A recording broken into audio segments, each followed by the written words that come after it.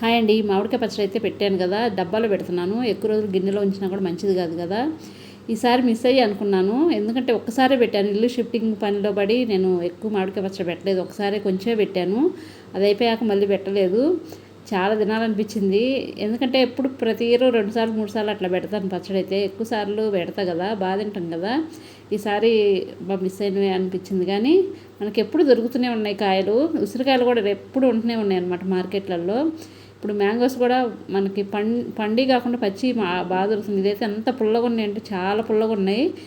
తీయకుంటే ఏమని భయపడ్డాను, కానీ తీపి అసలు లేనే లేవు అనమాట. పచ్చడి బాగా కుదిరింది. కాకపోతే పీచు ఉంటుంది కదా, ఆ కాయ అనమాట.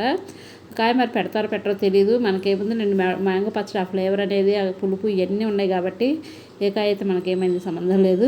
బాగుంది టేస్ట్. ఫైనల్గా టేస్ట్ బాగుండాలి కదా. పచ్చడి అయితే చాలా బాగా కుదిరింది. మిస్ అయ్యి అనుకున్నాను. ఈసారి కూడా మళ్ళీ వెళ్ళి